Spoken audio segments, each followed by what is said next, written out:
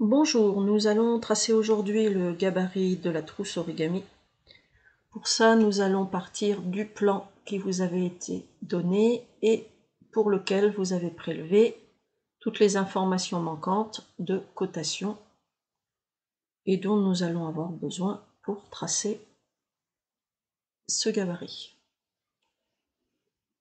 Une fois que toutes les cotes sont relevées, vous allez ouvrir AutoCAD. Si votre écran apparaît avec un affichage fond noir,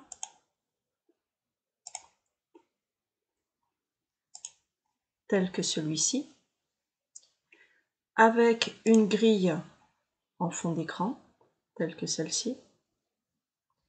Nous allons tout de suite configurer notre plan de travail en enlevant la grille pour dessiner sur une zone complètement neutre. Faites attention que cette case mode d'accrochage soit bien inactive. Ensuite, par défaut, nous allons tout de suite limiter le curseur dans le sens orthogonal afin que notre souris ne bouge pas dans tous les sens. Donc nous allons activer la cellule. Et nous allons nous assurer que dans le curseur d'accrochage au point de référence 2D, menu déroulant, tous les points d'accrochage ont été sélectionnés. Ce sont vraiment les données de base. Pour changer la couleur de votre écran, vous faites un clic droit sur le milieu de votre écran dans les options. Vous allez aller chercher l'onglet affichage, onglet couleur et choisir la couleur blanche. Appliquer et fermer. OK, de façon à ce que nous travaillons sur une zone blanche comme si nous étions sur une page classique de dessin. Une fois que vous avez configuré toutes ces données, vous allez pouvoir faire un premier enregistrement. Donc effectivement, votre fichier porte le nom de dessin, suivi d'une petite étoile. Donc nous allons faire un clic droit sur ce fichier, enregistrer sous. Dans votre espace document, si ce n'est pas déjà fait, vous allez créer un nouveau dossier. Vous cliquez dessus. Le nouveau dossier apparaît et vous allez l'appeler DAO avec vos initiales. Vous faites un double clic sur le fichier jaune afin d'ouvrir le fichier DAO avec vos initiales et vous allez appeler ce dessin gabarit de la trousse origami. Par défaut, dans le menu déroulant, vous devez être en dessin AutoCAD 2018 DWG. Vous restez dans cette fonction et vous enregistrez. Maintenant, votre fichier dessin porte le nom pour lequel vous l'avez renommé, un simple CTRL S au clavier et vous pourrez faire des sauvegardes régulières. Nous allons commencer à tracer le rectangle interne de la trousse. Ce rectangle mesure 176 de long par 191 de large ou de hauteur. Pour ça, vous allez aller sur le clavier, taper rectangle. Une fenêtre s'ouvre avec plusieurs propositions. Vous cliquez sur la fonction rectangle. Clic gauche, vous relâchez, vous posez le coin le plus haut du rectangle. Vous relâchez la souris pour avoir un rectangle extensible accroché. Clic droit appuyé, vous relâchez et vous voyez apparaître un menu déroulant avec cote. Vous cliquez sur cote, clic gauche. Vous allez spécifier la longueur du rectangle. Nous allons dire tout à l'heure 176 mm. Entrée.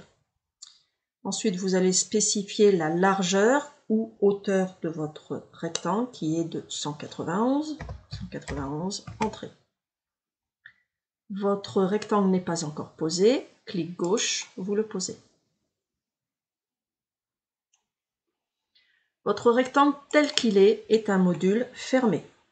Pour pouvoir travailler sur ce module, il va falloir désolidariser chacune des lignes. Pour cela, vous allez chercher la fonction sur le clavier décomposer. Vous cliquez sur le module pour le sélectionner, plus entrée. Et vous voyez que chacune des lignes maintenant n'est plus solidaire de l'autre. Afin de pouvoir travailler par symétrie, nous allons tracer un axe de symétrie au milieu de notre forme, tel qu'il est défini sur votre patron plan. Pour ça, vous allez chercher la fonction ligne. Avec votre souris, vous allez aller chercher le milieu de la ligne la plus haute, milieu étant signalé par un petit triangle et précisé par l'option milieu. Vous cliquez et vous allez attraper le milieu bas, idem, un petit triangle et la confirmation que vous êtes bien au milieu. Et vous pouvez faire échappe. Votre axe de symétrie est tracé. Nous allons travailler sur la moitié basse de notre gabarit de la trousse origami. D'abord, nous allons arrondir le bas de la trousse avec le relevé que vous avez fait d'un rayon de 15 mm. Pour ça, nous allons faire ce que l'on appelle un raccord. Donc, vous tapez raccord sur votre clavier, raccord. On nous demande de préciser de quel type. Donc nous serons sur un rayon. Alors, soit vous cliquez ici sur rayon dans le message d'annonce, soit vous tapez R au clavier, entrée, et 15 pour le rayon du cercle, entrée. Maintenant, on vous dit d'aller sélectionner le premier objet et le deuxième objet pour pouvoir poser votre arrondi, votre raccord. Vous faites entrée. AutoCAD a l'avantage de sauvegarder en mémoire la dernière action que vous avez faite. La dernière action étant un raccord de rayon R 15 mm. Il vous demande tout de suite par rapport à quelle ligne vous voulez faire le raccord de rayon 15 mm. Une petite étoile est apparue à côté du nom de votre gabarit. Faites CTRL S au clavier. La petite étoile disparaît, vous signifiant que la sauvegarde a bien été effectuée. Deuxième étape, nous allons venir tracer une parallèle à 10 mm du bord pour venir poser la première perforation identifiée à 65 mm de mon axe de symétrie. Donc d'abord, tracer une parallèle. Une parallèle est un décalé. Donc vous tapez décalé sur le clavier. Voici la fonction. On va vous demander de spécifier la distance de décalage ou la distance de la parallèle. Vous avez relevé 10 mm. Vous tapez 10 au clavier, entrée. Et on vous demande de sélectionner l'objet à décaler. L'objet à décaler, c'est la ligne du bas et je veux décaler vers l'intérieur. Échappe. Maintenant, vous savez qu'à 65 mm du bord en partant de l'axe de symétrie, vous devez poser une perforation. Ce que je vais faire, c'est que je vais supprimer cette moitié de ligne qui est ici. Pour ça, je vais faire un ajuster. Ajuster. Et je vais venir cliquer uniquement sur la zone que je désire supprimer. J'ai un point de repère qui est cette ligne-là. Cette ligne-là. Et mon axe de symétrie. Donc, à partir de ce point de repère et de mon axe de symétrie, je vais venir tracer une ligne à 65 mm du bord comme demandé. Pour ça, fonction ligne au clavier, j'attrape mon point d'intersection et, bien attention que la limite de curseur soit bien activée dans le sens orthogonal. Vous venez tracer une ligne à 65 mm du bord. Vous tapez 65 et échappe. Vous faites un double clic sur cette ligne pour bien vous assurer qu'elle est bien à 65 mm du bord ou qu'elle mesure bien 65 mm. On est d'accord. Celle-ci, vous pouvez la supprimer. Cliquez, clic gauche et supprime à l'aide du clavier pour qu'il ne me reste que celle dont j'ai besoin. Au bout de cette ligne, je vais venir poser un petit cercle et nous avons relevé que c'était un cercle de diamètre 3 mm ou de rayon 1,5. Donc, pour poser le cercle, vous allez chercher la fonction cercle que vous allez venir poser au bout de la ligne en attrapant bien le bout de la ligne. Et plusieurs possibilités, soit vous spécifiez le rayon du cercle, soit vous spécifiez le diamètre, mais à ce moment-là, il faut bien cocher l'option diamètre. Nous restons sur le rayon du cercle, le rayon étant de 1,5 mm. Entrée. Mon trait de construction ne me sert plus à rien. Je le supprime. Et je vais m'assurer que mon cercle, double-clic dessus, fasse bien un diamètre de 3 et un rayon de 1,5. Ce cercle que je viens de faire, je vais le symétriser de l'autre côté de mon axe de symétrie par un effet de miroir. Je sélectionne la pièce que je veux symétriser. MI pour miroir. Miroir. On me demande de spécifier le premier point de la ligne de symétrie. Donc je vais partir du bas ici et poser un point quelconque sur ma ligne de symétrie. Je suis toujours en orthomode afin que ma ligne reste bien figée horizontalement et verticalement. Je clique. Et là, on me demande si je veux effacer les objets sources. Les objets sources, donc l'objet source étant le premier point que j'ai posé. Par défaut, AutoCAD ne supprime pas l'objet source. Donc soit vous cliquez sur non, soit vous faites entrer tout simplement, puisque vous répondez à la question. Régulièrement, pensez à sauvegarder. CTRL S. Maintenant, nous allons tracer la ligne qui se trouve à 73 mm du bord vers le milieu de mon axe central. J'ai mesuré du haut de mon gabarit à 108 du haut. Donc je vais faire un décalé à 108 du haut. À 108 de cette ligne-là. OK.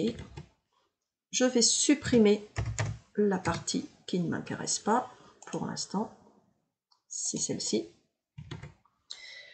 On me dit que la perforation sera à 73 mm du bord, donc je vais tracer une ligne bien horizontale à 73 mm du bord. Échappe. Et je peux supprimer cette ligne-là qui ne me sert plus à rien. De la même façon que j'ai posé ici un cercle de 3 mm de diamètre, 1,5 mm de rayon, je vais en poser un au bout de cette ligne. Cercle. Au bout de la ligne. Cette fois, je vais choisir le diamètre, donc je clique sur diamètre et je lui précise que c'est un diamètre de 3 mm. Vérification, double clic, 3 mm de diamètre, 1,5 mm de rayon. Et vous supprimez la ligne de construction. Et de la même façon, nous allons faire une symétrie pour pouvoir reproduire de l'autre côté de l'axe de symétrie ce petit cercle de 3 mm de diamètre. Je le sélectionne, MI pour miroir. Par rapport à cet axe de symétrie, Est-ce que je veux effacer l'objet source? Non. Soit je clique, soit je réponds Entrée. Et je sauvegarde. CTRL S. La moitié de mon gabarit est tracée. Maintenant, je vais rajouter les oreilles en haut de mon gabarit. Pour ça, on remarque que nous avons 3 petites extensions de 15 mm. Donc il va falloir les poser, ces extensions. Plusieurs possibilités. Soit vous venez tracer une ligne en attrapant le bout de la ligne du haut. On est toujours en orthomode, faites bien attention à ça. De 15 mm de large. Je recommence.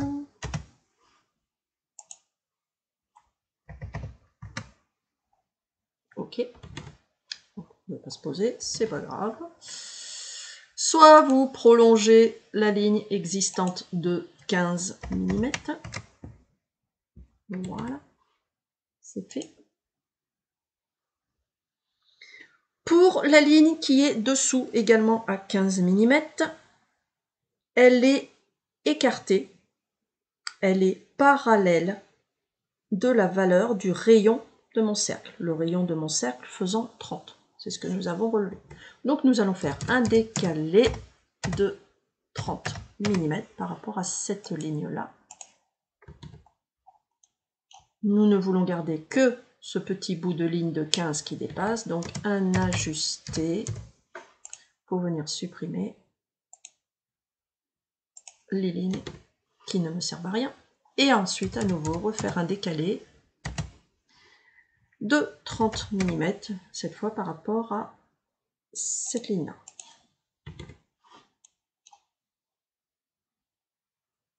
Ces deux lignes-là figureront, celle du haut et celle du bas, figureront les limites de mon cercle. Celle-ci figurera le centre de mon cercle.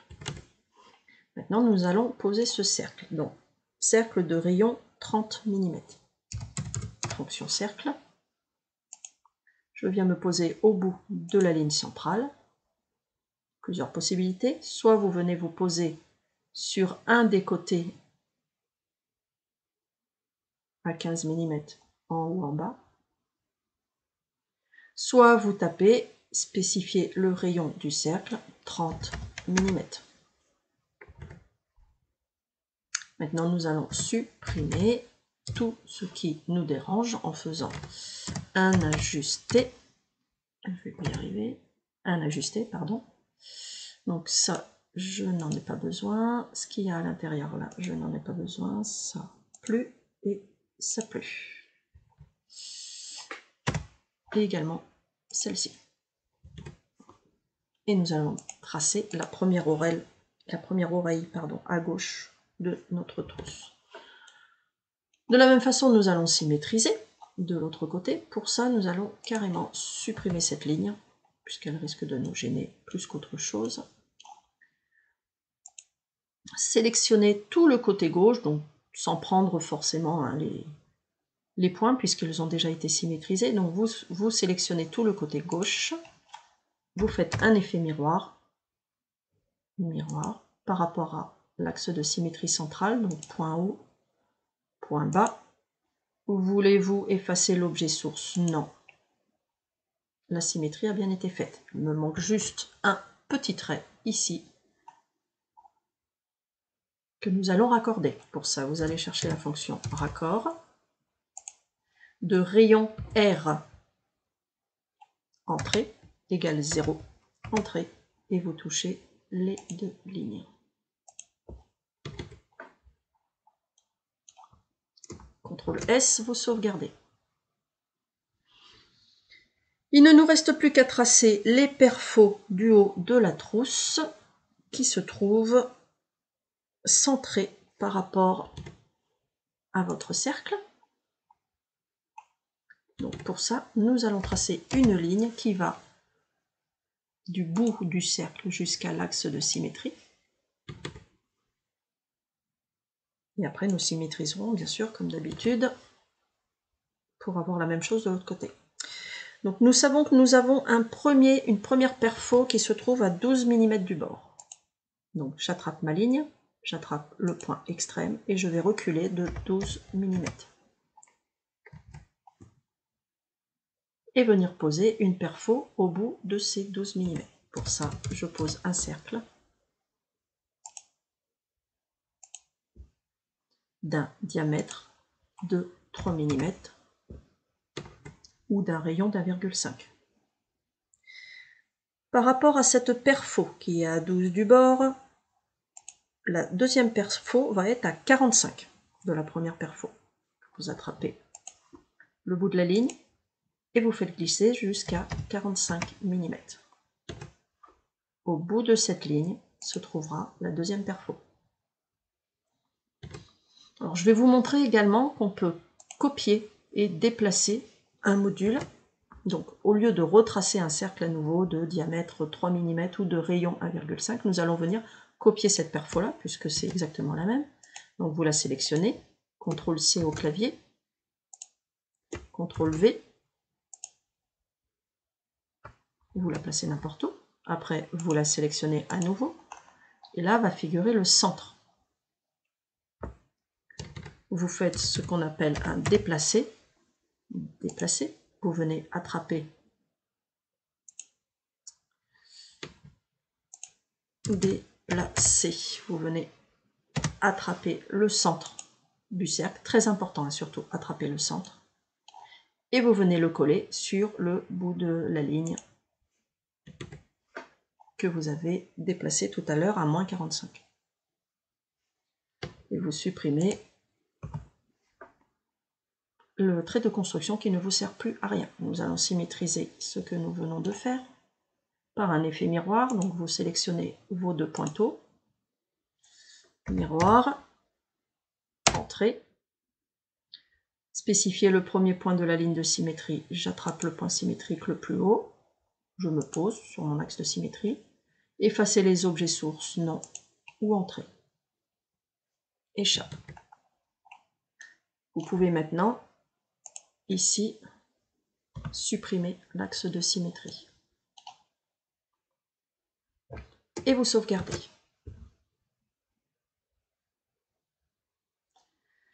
Votre gabarit tel qu'il est là, nous allons vouloir l'exploiter. Pour pouvoir l'exploiter, il va falloir l'imprimer. Donc nous allons créer une page d'impression. Une page d'impression sera soit un format A4, soit un format A3.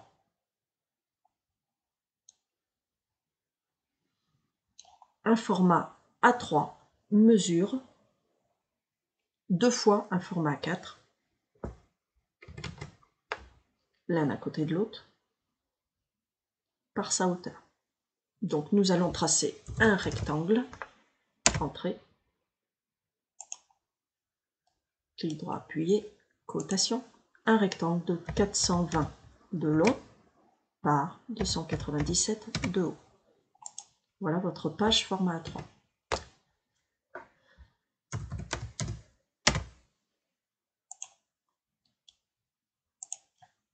« 120, 297. N'oubliez pas de le poser. Voilà. À l'intérieur de ce rectangle, nous allons faire un cadre et je vais vous expliquer pourquoi. Pour pouvoir faire un cadre, nous allons faire un décalé de 5 mm de large, donc à l'intérieur de votre cadre. Pourquoi? Parce que quand vous allez venir coller votre forme, il faut que votre forme reste à l'intérieur d'un cadre pour ne pas risquer de manger des morceaux si vous êtes trop près du bord de la feuille. Maintenant, nous allons venir copier notre forme. Nous la sélectionnons, CTRL-C, CTRL-V, copier.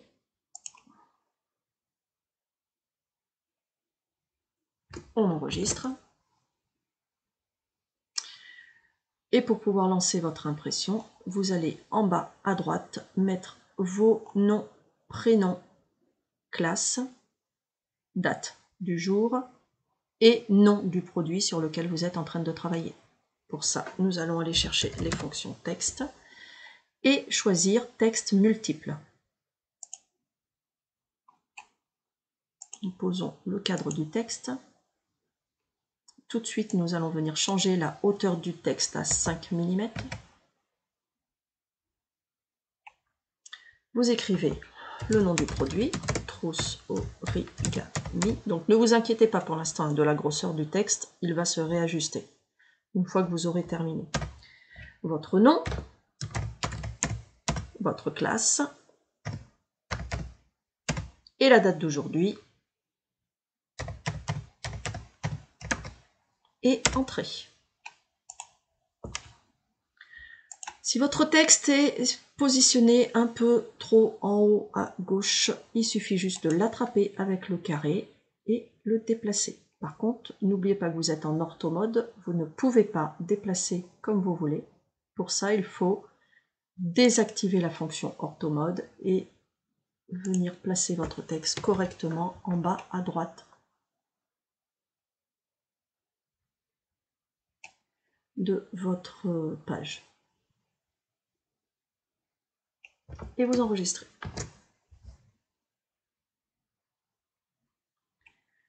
Pour lancer une impression, CTRL P pour imprimer. Là, vous ouvrez la fenêtre de fonction d'impression.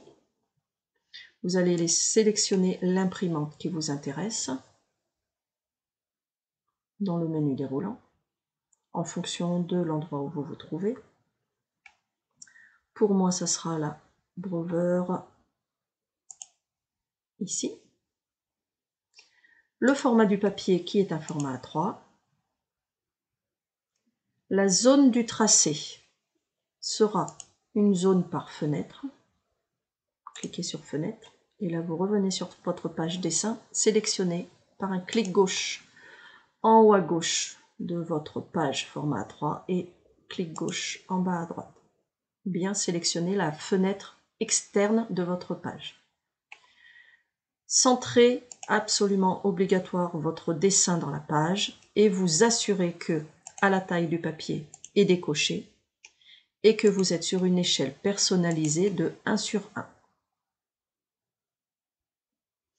L'orientation du dessin est également très important. Attention de ne pas le mettre en portrait ou de ne pas le mettre en paysage en fonction de comment vous avez positionné votre dessin. Si je le mets en portrait, je peux faire un aperçu et voici ce que ça va me donner à l'impression.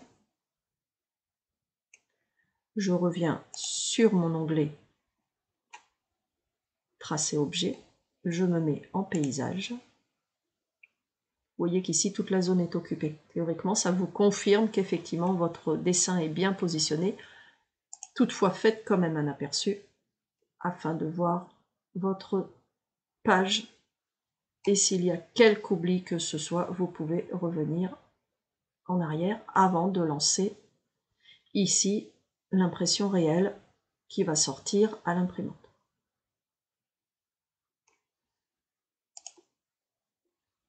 Pensez à sauvegarder à nouveau, CTRL S.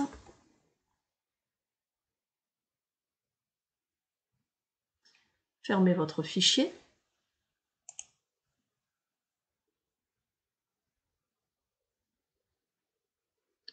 Et le travail est terminé.